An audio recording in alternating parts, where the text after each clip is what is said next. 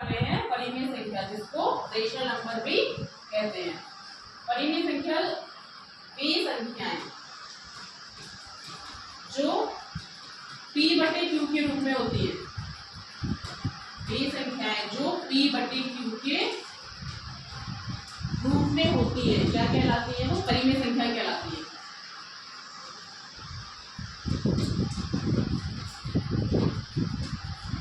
जहां पर जो p और q ये क्या है, जहां p तथा q क्या है, ये पूर्णांक है।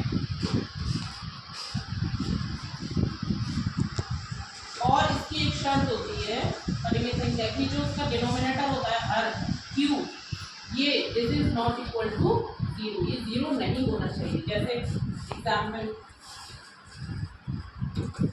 1/2, 3/4, ये -2/5, -5/7 एंड सो ऑन। अगर मैं एक संख्या लेती हूँ 2, इसको हम ऐसे भी लिख सकते हैं 2/1, तो ये परिमेय संख्या है। लेकिन अगर मैंने लिया 3/0, तो ये परिमेय संख्या नहीं है, क्योंकि ये परिमेय संख्या की शर्त पे उसकी शर्त को फॉलो नहीं कर रही है, क्योंकि यहाँ पर जो q है डिनोमिनेटर हर वो 0 आ रहा है, तो ये परिभाषित ही नहीं है। ठीक, तो इस तरह से हम परिमेय संख्याओं की पहचान करेंगे और उसके बारे में पढ़ेंगे। नोट कर देना। परिमेय संख्या हमारी धनात्मक भी हो सकती है और ऋणात्मक भी, लेकिन 0 जो है, 0 ऐसी परिमेय संख्या है जो ना ही धनात्मक है और ना ही ऋणात्मक, मतलब इस 0 का अपना कोई चिन्ह नहीं होता है। ठीक, तो एक सवाल से जैसे अब परिमेय संख्या को हम जोड़ेंगे। मेरे पास में है 1/2 और ये है 3/2, तो ये अंश बटे हर के रूप में है परिमेय संख्या, इनको हमें जोड़ना है। तो एक तरीका होता है कि सबसे पहले हम देख लेंगे जो हमारे डिनोमिनेटर्स हैं, जो हमारे हर है वो समान होने चाहिए। यहाँ पे ऑलरेडी समान है, तो क्या करेंगे 1/2 प्लस 3/2, इसको हम क्या लिखेंगे, ये डिनोमिनेटर सेम है तो इसको हम नीचे ऐसे ही एज इट इज लिख लेंगे।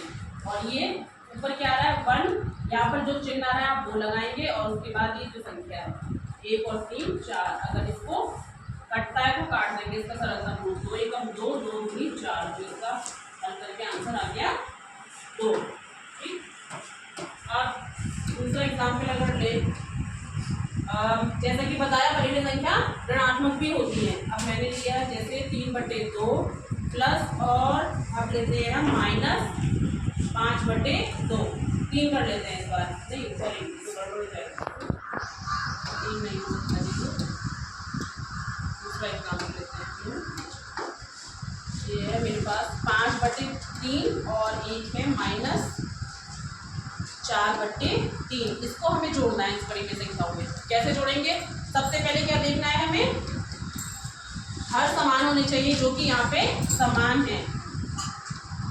इसका जो अंश है वो लिखेंगे, यहाँ पर जो चिन्ह होता है वो लिखेंगे, क्योंकि माइनस की संख्या इसने ब्रैकेट में लिखी है, और ये कितना है यहाँ -4 जो कि ब्रैकेट में लिखेंगे। माइनस की संख्या हमेशा हम ब्रैकेट में लिखते हैं क्योंकि इसको बाद में ओपन किया जाता है। अब ये देखिए ये 5, ब्रैकेट ओपन होगा तो मल्टीप्लिकेशन हो जाएगी साइंस की, इन दोनों चिन्हों की मल्टीप्लाई होगी, प्लस की गुणा जब माइनस से होती है तब माइनस आता है, या फिर माइनस की गुणा प्लस से होती है तब भी माइनस आता है, ये दोनों सेम कंडीशन से हैं। और जब प्लस की गुणा प्लस से या माइनस की गुणा माइनस से होती है, इन दोनों कंडीशन में प्लस साइन आता है। तो यहाँ पर प्लस माइनस माइनस होगा, 5 - 4/3, 5 में से 4 गया 1/3, ये हमारा आंसर है। इस तरह से हमें परिमेय संख्याओं को जोड़ना और घटाना है। ठीक है, इस तरह से हम सीखेंगे और एग्जाम्पल्स सीखेंगे।